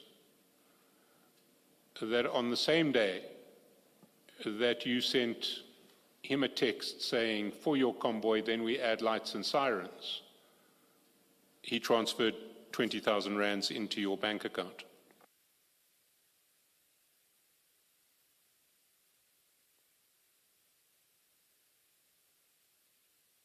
It might be a coincidence to the commissioner, but to me, it's not. The money that Mr. Matlala sent, it was basically for a wedding that Mr. Matlala attended. Mr. Matlala did not need me to install his convoy. I assume you are saying that the convoy, the lights and siren. I was only basically talking to Mr. Matlala about bikes that were to be issued, if interested, by a security company that installed lights and sirens in Captain Park. Thank you, Commissioners.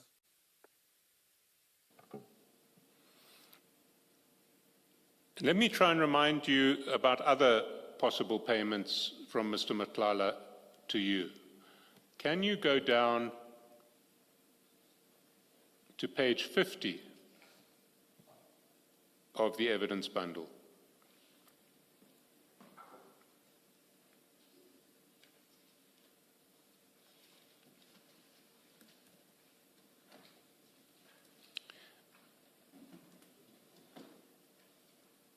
Mr. Chaskasan, evidence bundle, you mean? The exhibit bundle, sorry.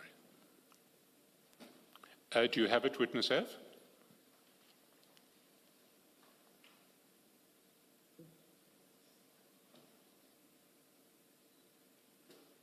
Yes, Commissioner. There at chat number 5, you'll see that on the 23rd of May 2024, at 22:39, you send a message to Mr. Matlala saying, "Thanks, my man," and then there's a thank you emoji.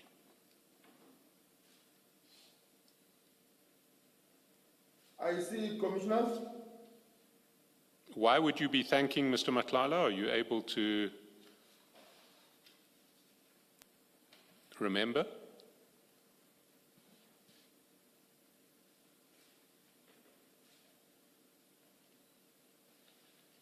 I can't remember, Commissioner.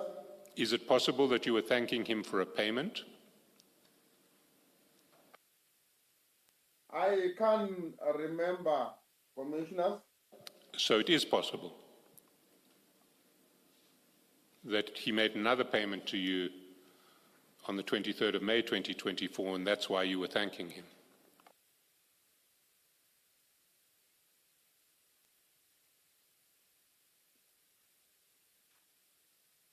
Is it possible that he made another payment to you on the 23rd of May 2024, and that's why you were thanking him? I can't remember, Commissioners. If you can't remember, it is possible.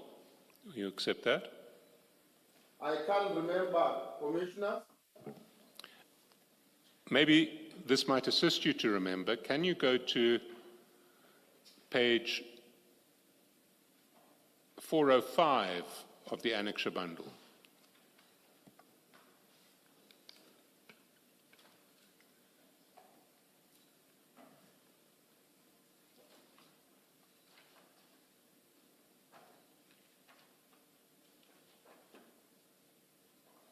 I've opened it, Commissioner. And there, if you look at the second last column from the right, those are the deposits. The last deposit into your account in May was indeed on the 23rd of May 2024.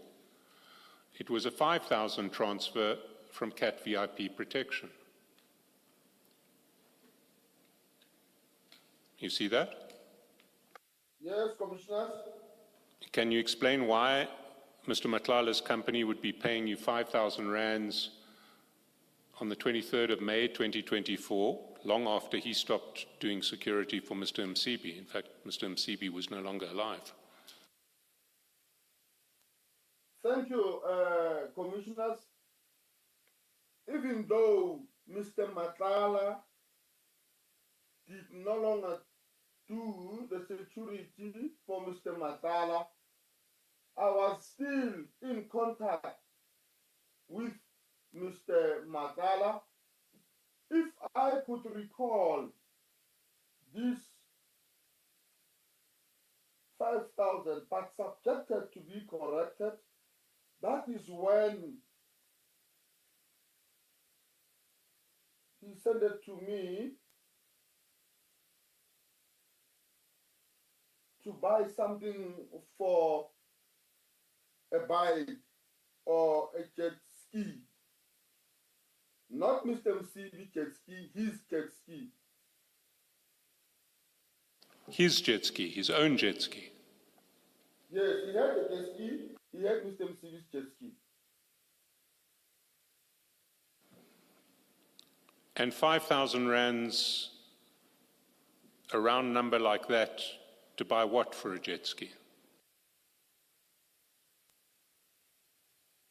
Commissioners, thank you.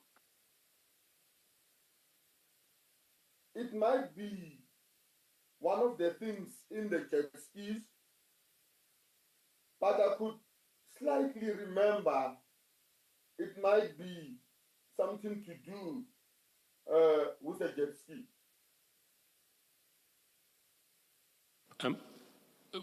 Witness, if we've overrun 1:30 by a while now. I need quite some time to finish this topic. What I would like to ask of you is that you reflect overnight, look at the bank statements, look at the chats, look at your notes, and if there are any other payments that you can now recall being made from Mr. Matlala and the reasons, therefore, we can take that up when you return.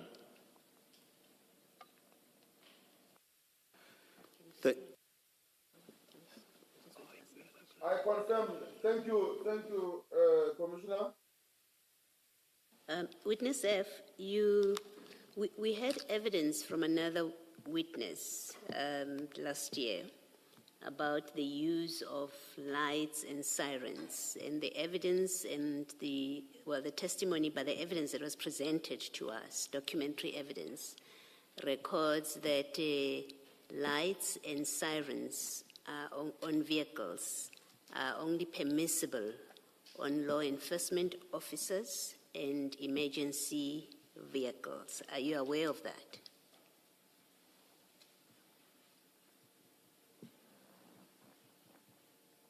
I was not aware, Commissioners.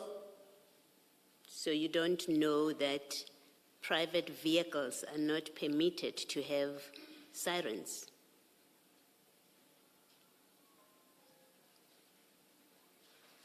Can you repeat that, Commissioner? You are not aware that private vehicles, my vehicle, is not allowed to have, by law, is not allowed to have a siren. Are you telling us you're not aware of that? I'm not telling you I'm not aware or not aware of that. But according to me, when a vehicle is fitted with security light, it must be branded, the personnel, and it must be on the security company's name, and people thereof who are driving such car must be serial registered. According to my understanding, that is when that vehicle is permitted to put lights and the siren. That is the reason even when we see, or I see, the security vehicle passing with the siren, especially these people who are working with Yes. cars. Yes. The motorbike, witness F, allow me to ask you my question so that I can get an answer. The motorbike that you picture, that you sent to Mr. Matala, has no branding.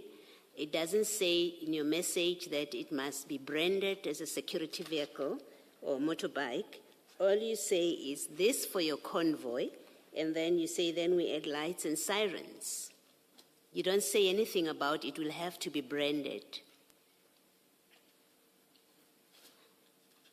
So you're not saying to Mr. Matala, this motorbike, your motorbike, can only get lights and a siren if it is branded. You don't say that to him.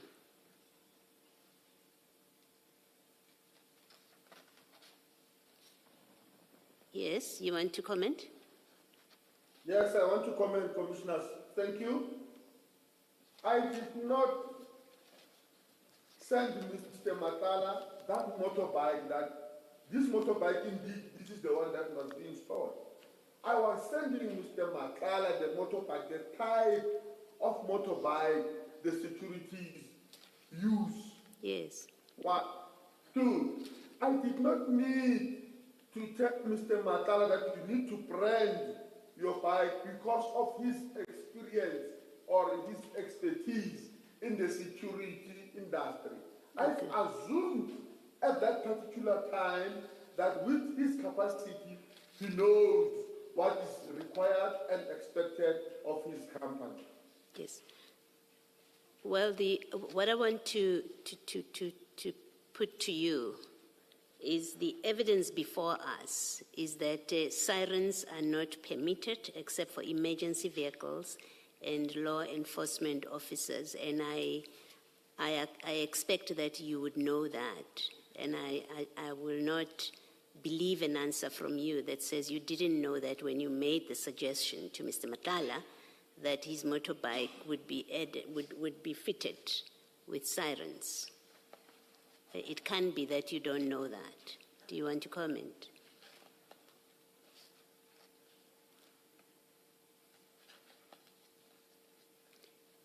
Witness F? Thank you, Commissioners.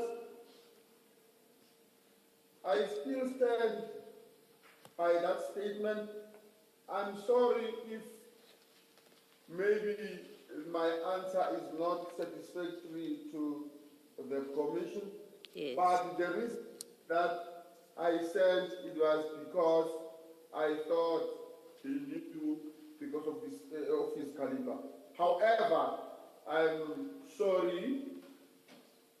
Yes, you don't have to apologize. It's just that it's unbelievable that you would not have known when you made this suggestion that the law doesn't allow him to have a siren on his vehicles, on his motorbikes. It's unbelievable that someone of your seniority and so closely linked to the office of the Deputy National Commissioner Sibia wouldn't know that the law does not permit private vehicles to be fitted with sirens. And I put it, I leave it at that. Thank you, Chair.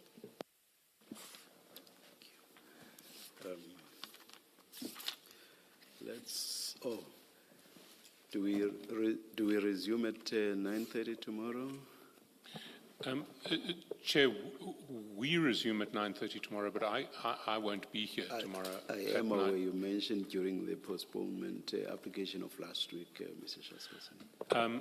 And there is another witness scheduled to give evidence tomorrow morning at 9:30. Thank you. I wonder if witness F could be excused until Friday morning because we will be busy with another witness tomorrow morning, and hopefully that gives him time to keep fluid bay and All get right. well. Will Friday not possibly be affected by the outcome of the Johannesburg High Court urgent, or not really?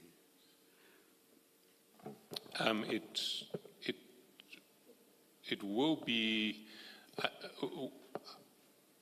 it may be affected by the outcome of the Johannesburg urgent, but to cater for both possibilities, I think that we should ask witness F to return on Friday. we'll just see- And the witness who is scheduled for Friday can commence Friday afternoon if needs be. Thank you, Mr. Charles. Witness F, please be in attendance at 9:30 this Friday. Let us adjourn and resume then. Commissioner. Commissioner.